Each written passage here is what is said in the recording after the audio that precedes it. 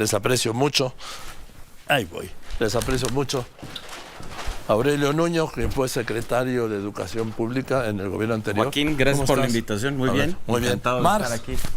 Joaquín, ¿cómo estás? Mars Arriaga, quien es el director de materiales didácticos, ¿está correcto? Materiales educativos. Educativos. Perfecto. Bueno, de la Secretaría de Educación Pública. Buenas tardes, Marx. Un gusto, Aurelio. Igualmente. A ver, habías dicho, Aurelio, fue el autor y operador de la reforma educativa que este gobierno eliminó, de la cual tú has sido sumamente crítico, y tú has sido sumamente crítico de esa contrarreforma y de los libros de texto que elaboraste tú. Vamos, la dirección a tu cargo. ¿No, Marx? Así es. Venga. Así es, mi querido Joaquín. Bueno, pues muchas gracias por esta invitación. Otra vez, muy buenas tardes, Marx. Y estoy muy contento, Joaquín. Creo que hoy vamos a poder tener un espacio para poder contrastar dos visiones muy distintas de México y de la educación. La visión con la cual yo me identifico, una visión por la que he trabajado, por la que he luchado, es la visión de la libertad. Desde nuestra óptica, la labor más importante, la central, la número uno de un gobierno es crear instituciones, crear entornos, crear circunstancias para que las mexicanas y los mexicanos puedan tener todos los elementos para poder vivir la vida que quieran vivir. Esa es la libertad. ¿Cuál? La que ellos quieran. Y en ese sentido, para nosotros, el eje de un proyecto educativo es educar para la libertad y la creatividad. Ese era el nombre del modelo educativo que hicimos nosotros en el gobierno de 2012 a 2018 del presidente Enrique Peña Nieto. Aquí está, educar para la libertad y la creatividad. ¿Qué significa eso, Joaquín? Significa tener una educación de calidad, una educación que prepare a los niños, a las niñas y a los jóvenes para desarrollar al máximo sus capacidades humanas. Y que a partir de esas capacidades humanas tengan todos los elementos para decidir esa vida que quieren vivir, para tener una vida autónoma, que no tengan que depender de la voluntad arbitraria de nadie más. Y esa fue la reforma educativa que nosotros hicimos. Y la visión que representa Marx es una visión que está en contra de esta visión de la libertad, que desprecia profundamente la libertad individual y que por lo tanto su proyecto educativo no ha sido un proyecto educativo para educar para la libertad y la creatividad, sino para educar para la dominación y el control, para ejercer un neocolonialismo sobre los niños y las niñas de México, para estandarizarlos, para borrar su pluralidad, su individualidad. Y por eso, como lo discutiremos aquí, quiero abordar muchos temas, porque esto empieza desde el gasto educativo, Joaquín. La pérdida del gasto educativo en este gobierno, el que representa a Marx, ha sido brutal. En 2017, Joaquín, cuando yo era secretario de Educación, el presupuesto federal de educación en México equivalía a 3.1% del Producto Interno Bruto. Hoy es 2.8%. Fíjate, 6 años después, Producto Interno Bruto es todo lo que produce un país y la manera de poder medir cómo invierte el gobierno es así. Y fíjate, porque van a ser varios temas, pero este va muy conectado y es muy importante. ¿Sabes cuál ha sido una de las principales consecuencias de esa pérdida de inversión educativa que ha tenido la visión que representa Marx? Una privatización silenciosa de la educación. Fíjate, Joaquín, en 2018, cuando nosotros dejamos el gobierno Marx, el gasto que hacían las madres y los padres en educación, es decir, el gasto privado, el que salía de su bolsa, era menor al 20% del gasto educativo. ¿Saben cuánto es hoy? ¿Sabes cuánto es hoy, Marx? Casi 28%. Esa es una privatización silenciosa, brutal, que están viviendo los padres y las madres de familia, nada más porque se dejó de invertir. A ver, Marx. Menos público, más privado. Concluyo, Joaquín, porque son muchos temas y nada más quiero enumerar. Porque después del gasto viene la caída en la matrícula, viene la caída en los conocimientos y en los aprendizajes, viene la vuelta, cómo le dieron la espalda al magisterio, las escuelas y, por supuesto, lo que es responsabilidad de Marx, los libros. Bien, el tema de la libertad, Marx, me parece el más importante. ¿Qué opinas? Es durísimo escuchar en voz de la persona que que persiguió a miles de maestros en este país, que cesó a miles de maestros en este país, la persona que bueno, forma parte de los culpables de casos como Nochixtlán, que nos hablen hoy de libertad. ¿Cuál libertad? La libertad de utilizar la normativa como si fuera un garrote para tratar de atacar al magisterio. Yo no sé de qué está hablando de un modelo educativo que se centraba en pruebas estandarizadas, en libros de texto estandarizados en todo el país, donde no había ninguna libertad para la creatividad. Los únicos que tenían libertad eran los empresarios de la educación, que se hacían ricos con ello, las puertas giratorias que habían, cómo saltaban del ámbito privado hacia el ámbito público, directores de editoriales que terminaban en la función pública para beneficiar a los que habían dejado atrás en el sector privado. A esa libertad estamos refiriéndonos. El nuevo modelo educativo, los nuevos libros de texto sí se hicieron con base en la libertad, con convocatorias abiertas donde pudo participar cualquier maestro, sin importar su filiación política, sin importar los años que tenían de servicio ni a qué sindicato pertenecían. Eso sí se hizo desde la libertad, un modelo educativo que lo hicimos a través de asambleas, discutiéndolo con las bases magisteriales. Esto es el resultado del neoliberalismo. Lo que tiene ahí ni siquiera lo escribieron ellos.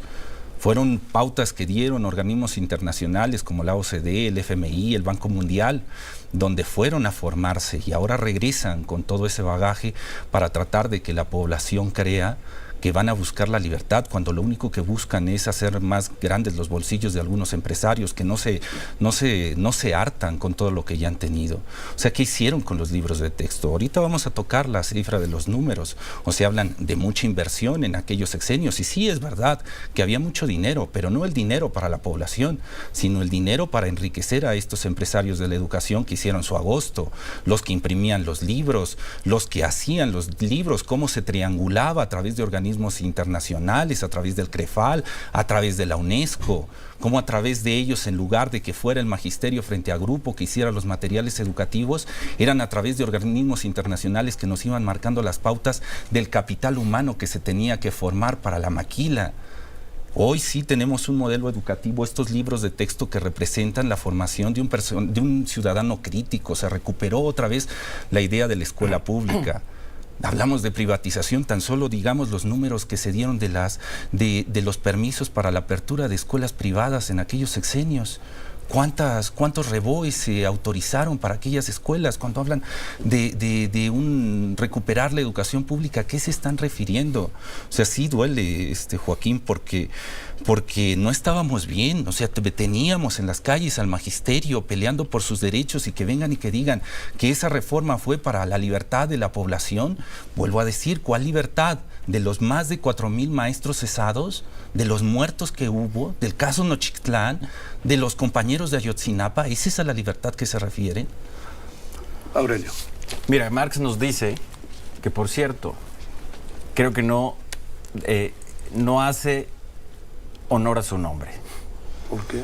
Porque Marx, el filósofo Marx, el Marx original, como buen hijo de la Ilustración, creía en la ciencia, en la libertad. Era un pensador de la libertad. Ahorita abordaremos eso, que es precisamente lo que desprecia la versión de este Marx, que es un desprecio total por la ciencia, por las humanidades y, por supuesto, para la libertad. Fíjate, ahorita nos decía que no entendía de qué libertad estaba hablando. Pues claro que no, porque su visión es totalmente distinta.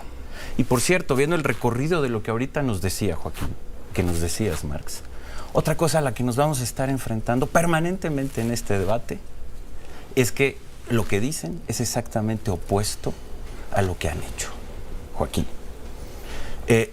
Y claro, lo endulzan, ahorita más o menos, pero luego cuando traen discursos preparados, los endulzan con frases de mercadotecnia bastante chafona, de revolución del sofá, la revolución desde el sofá. Y dicen, por ejemplo, no hay nada más revolucionario que hacerle caso al pueblo. Si eso fuera cierto, si eso lo hicieran, hubieran consultado su modelo educativo. Nos acaba de decir que hizo consultas. ¿Cuáles, Joaquín? Ninguna. Un juez tuvo que detener el proceso de los libros de texto porque no habían hecho las consultas, Joaquín. ¿Y sabes qué dijeron? Sí, hicimos consultas. ¿Y sabes qué hicieron? Reservaron por 5 años la información.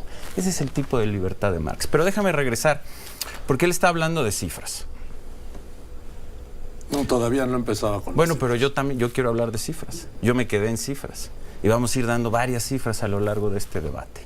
Y me quedé en que invierten menos en educación. Y que eso ha obligado a los padres a gastar más en educación.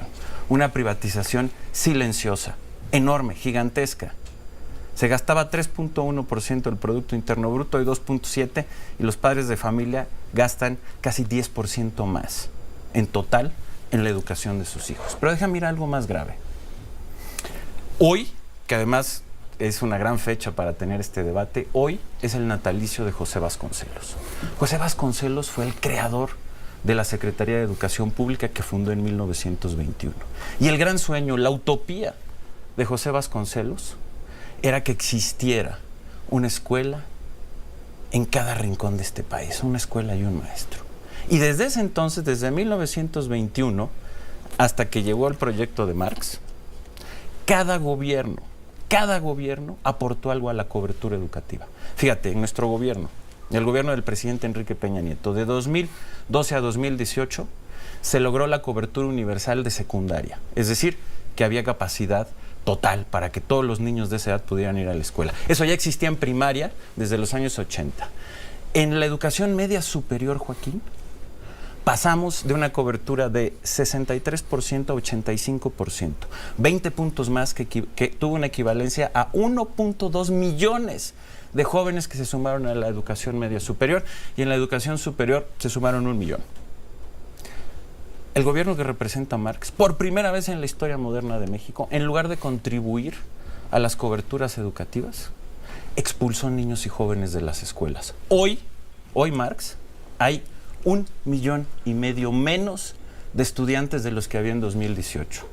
500,000 en preescolar, 600,000 en primaria, 250,000 en secundaria y 250,000 en la educación media superior. Imagínate eso, Joaquín. ¿Y sabes por qué están fuera? Déjame terminar, porque es muy importante.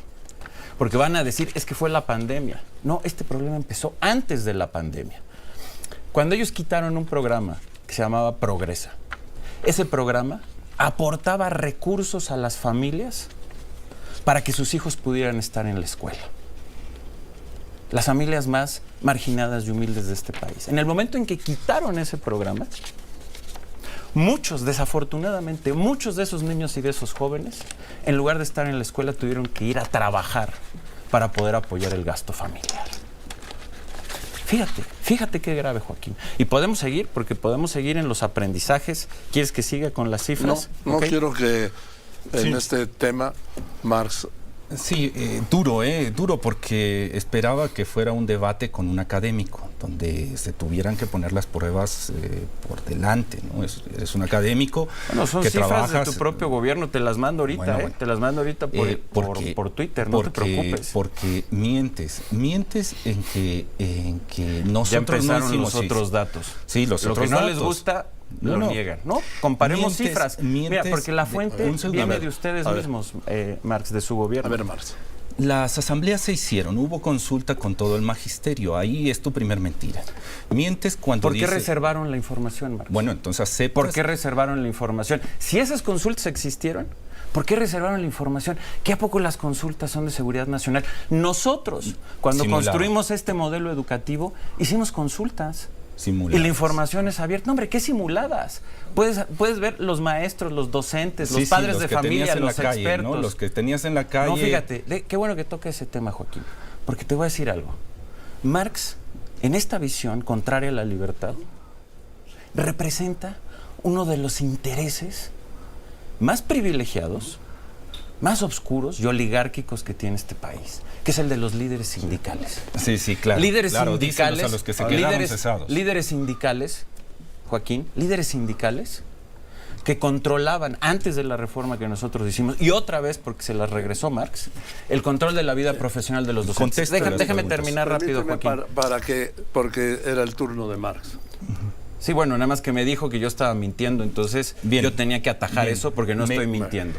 Me gusta que diga que acepta que se hicieron consultas. Ahí está la mentira. Dice, yo no acepté, yo dije, presenta la información. Déjame terminar, tranquilo. Bueno, ¿Cómo se puede ocultar una información si dices tú que no hubo ninguna asamblea? Si hubo asambleas, si hay algo que se está ocultando, es porque hubieron asambleas. Y las asambleas son públicas. Están los videos en YouTube de la gente que participó. Aquí está, por ejemplo, la recomendación que hace la CNDH de justo como gobiernos como Chihuahua y gobiernos de Coahuila que se ampararon para la distribución de los libros de texto porque supuestamente la mentira que dices, que falta la ciencia, que hay proselitismo en esos libros, que hay una cuestión ideológica.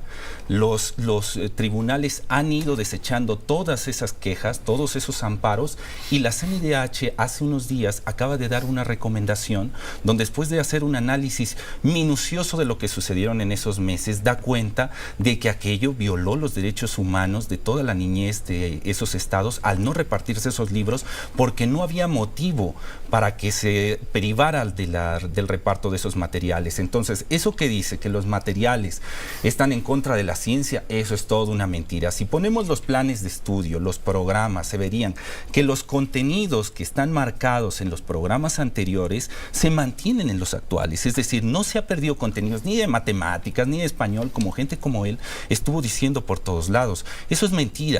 Es ahora la diferencia que hay es en el modelo educativo, mientras que allá se centran en una cuestión de enseñanza-aprendizaje, donde el estudiante está de manera pasiva, tratando de acumular toda esa información, memorizarla. En este caso se hace con una visión activa, donde hay un trabajo por parte de los estudiantes, donde a través de proyectos van asimilando los contenidos. Y termino con esto para darte pie al diálogo.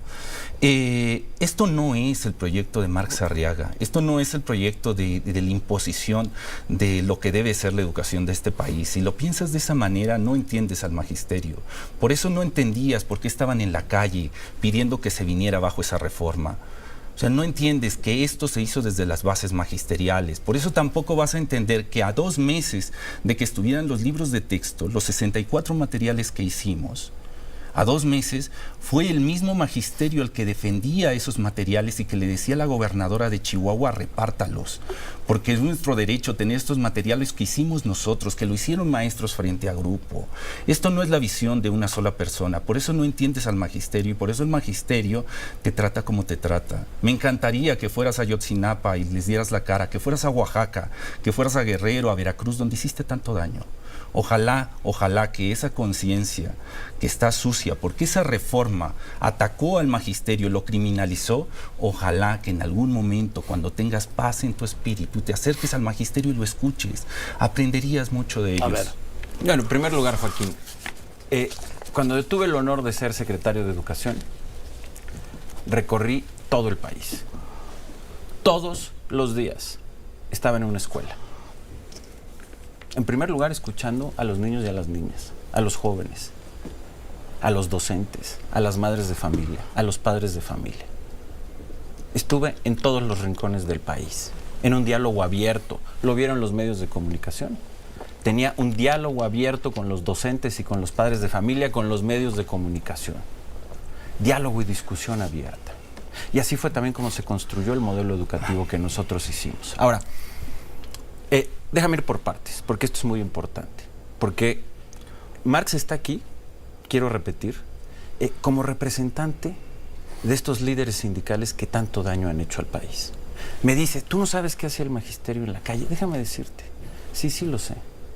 Sí sé y conozco cómo los líderes sindicales controlaban la vida profesional de los docentes, cómo vendían y heredaban las plazas, cómo controlaban los ingresos y las promociones, y cómo, de manera clientelar, con un yugo sobre los docentes, violando su libertad, los obligaban, Joaquín, a hacer movilización electoral, que hoy hacen para el partido de Marx, y protesta. La reforma educativa que nosotros hicimos, Joaquín, liberó a los docentes de ese yugo. Finalmente, se quedó atrás. Se creó una institución, el Servicio Profesional Docente, que hizo un lado a los líderes sindicales y que permitió que los docentes pudieran entrar al servicio y se pudieran promover a partir de su mérito, de su esfuerzo, y que fueran libres. Marx, que representa esos intereses, regresó el control de los líderes sindicales sobre la vida profesional de los maestros. Eso, Joaquín, eso es darle la espalda al magisterio. Eso, Joaquín, es coartarle la libertad al magisterio, sumando, por ejemplo, a que los dejaron sin fondos. En 2018, cuando acabó nuestro gobierno, había un presupuesto de 1.200 millones de pesos para la formación continua de los docentes. ¿Sabes cuánto hay hoy, Joaquín? Menos de 90 millones. Prácticamente nada. Las normales, de las que habla Marx así. Otra vez te digo que lo que dicen es opuesto a lo que hacen. Las normales.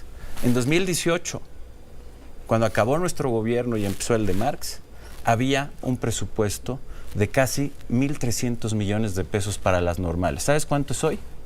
A duras penas llega a 300 millones. Y déjame seguir, porque... Permíteme, para que... Sí, porque hay que aclarar. Sí, no son 300 millones, son 800 a las normales. Y también hay que decir que los 1.200 que daba y en su momento, cuando era secretario de Educación, el compañero que está aquí enfrente, de esos 1.200 llegaba el mes de abril y el mes de mayo, en esos meses más o menos, y Hacienda les cortaba la mitad. Se quedaba con 600 millones porque eran prácticas de ese gobierno, de simulación, de colocar un número y después desviar los fondos y llevarlos hacia otro lado. Eso es así. Bueno. Y ahora, para que veamos hechos, no fantasías de lo que estás diciendo. Mientras que en tu periodo, 4.500, más de 4.500 personas cesadas, más los presos, más aquellos desaparecidos. Este gobierno lleva casi 1 millón de plazas otorgadas hacia el magisterio. Yo no sé cuántos maestros que nos estén escuchando ahora, después de lo que dices, están seguros de que sí, estaban en un periodo de esplendor donde los liberaste, ¿no? Los liberaste del yugo del sindicato. Sí, de tus jefes, los líderes sindicales. Exactamente. Mientes otra vez. Yo no tengo jefes, no formo parte del sindicato. Yo no formo parte del sindicato y los maestros que estaban frente a las calles no estaban porque un líder sindical los estuviera movilizando, sino estaban porque aquella reforma que realizaron, que la realizaron porque los organismos internacionales pedían que se privatizara el sector educativo. Claro que sí, donde te formaste. A través de la OCDE, porque sabes muy bien, lo mismo lo dijo Claudio X González. Esa reforma educativa salió de su escritorio y propiciada a través del FMI, del Banco Mundial, de la OCDE, porque ustedes solo son títeres. Lo que buscan es la formación de un capital humano para los intereses de esas transnacionales. Mira, eso es así. Habla el títere de los líderes sindicales. 2, como decía Karl Popper, detrás de la teoría de la conspiración solo hay ignorancia. Y lo que nos está presentando aquí el señor Marx, el mal llamado Marx, es pura teoría de la conspiración. Permíteme, voy a un corte y regreso. ¿Nos quedamos en la mal teoría de la conspiración? Sí, detrás, bien, exacto. Bien. De acuerdo. Continuamos. Te quedaste en un punto que iba a responder Marx. De acuerdo. Sí. ¿Va a responder o no? Sí, ¿O sigo? Sí, claro. Dice que es complot esto. Vamos a poner evidencias. A ver. 2008, Banco Mundial, Josefina Vázquez Mota, firmando un acuerdo pidiéndole préstamo. Nada más rápido una aclaración. Yo nada que ver con ese gobierno. No nos confundamos. Bien, pero vamos al complot, para datos históricos, el gobierno del presidente Enrique Peña Nieto fue de 2012 a 2018. ¿Estamos claros? Nada más digo porque para poner la cuestión podemos empezar a hablar de que llevan 3 sexenios la OCDE, el Banco Mundial, el FMI tratando de interferir en las políticas públicas en educación. Vamos, 2008 el Banco Mundial le hace un préstamo de Felipe Calderón para para que haga evaluaciones sobre lo que estaba pasando, y ahí dio las bases para lo que va a ser el acuerdo por la calidad educativa, que tu modelo educativo es la continuidad de aquello. Es que déjame aclarar, Joaquín, Pero, porque es muy importante. Ese acuerdo fue con Felipe Calderón, no con Enrique Peña Nieto. Y las puertas giratorias se continúan. Por ejemplo, en tu periodo como secretario de Educación Pública tenías un personaje, Elisa Bonilla. Elisa Bonilla, de primer nivel. De primerísimo nivel, formada en estos think tanks. En la Universidad de Cambridge, ni más ni menos, terrible. Sí, sin duda. Y con estas puertas giratorias de que un día es directora de SM y otro día está en la función pública, propiciando que SM, la principal editorial, una de las principales que vendía los libros de texto a la Secretaría de Educación Pública, pues tenga las manos metidas. Y lo mismo Castillo. La directora de Castillo acaba en la Dirección General de Materiales Educativos. Entonces vemos cómo está el entramado de que no tienen las manos limpias. En realidad hay intereses creados en los funcionarios de la Secretaría de Educación Pública desde el periodo de Salinas de Gortari. Desde Salinas de Gortari se viene dando toda una política educativa hacia favorecer la privatización del sector educativo para que las transnacionales pudieran llegar a México y tuvieran un capital humano, así lo manejan ellos, como si fueran una cuestión de objetos las personas de este país, un capital humano sumiso, que cuando llegara Oxxo, que cuando llegara Nestlé, que cuando llegara Kimberly Clark y les propusieran esos contratos precarios, de precariedad laboral, ellos firmaran, porque no habían desarrollado un pensamiento crítico, no tenían organización alguna.